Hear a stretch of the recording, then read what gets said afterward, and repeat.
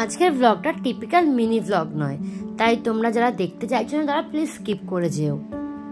বিশ্বকর্মা ঠাকুর হচ্ছে যন্ত্রপাতির দেবতা, আর বিশ্বকর্মা পুজোর দিন বিভিন্ন শিল্পাঞ্চলে পুজো হয়ে থাকে। আর তার সঙ্গে যারা শিল্পাঞ্চল ভালোবাসে তাদের মিলে যায় এন্ট্রি পাওয়ার একটা চান্স। এক সময় পশ্চিমবঙ্গে হুগলি নদীর দুই পাশে এত পরিমাণে শিল্পাঞ্চল ছিল যে এই জায়গাটাকে রাইন ভ্যালি অফ ইন্ডিয়া বলাও হতো।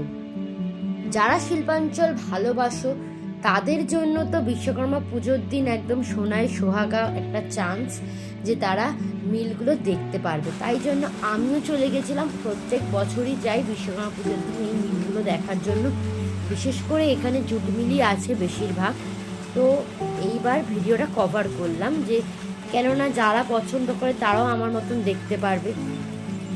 পশ্চিমবঙ্গের খুবই নামকরা অনেক মিল বন্ধ হয়ে গেছে, তার মধ্যে একটা অন্যতম মিল হচ্ছে গৌরীপুর জুট মিল, যেই মিলে নাকি একসময় সরকারি চাকরির থেকেও বেশি ফেসিলিটিস ছিল, বেশি টাকা আর বেশি সিকিউরিটি ছিল, কিন্তু এই বাজে ম্যানেজমেন্ট বাজে অথরিটির জন্য সেই মিলটা বন্ধ হয়ে যায়।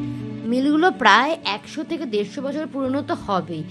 এবার দেখলাম বেশ কয়েকটা মিল চলছে, দেখেও ভালো লাগছে, কারণ পশ্চিমবঙ্গে শিল্পাঞ্চল না থাকলে মানুষের খেয়ে পড়ে বাঁচাটা প্রচণ্ডই আস্তে আস্তে কঠিন হয়ে যাচ্ছে একটা শ্রেণীর মানুষের জন্য।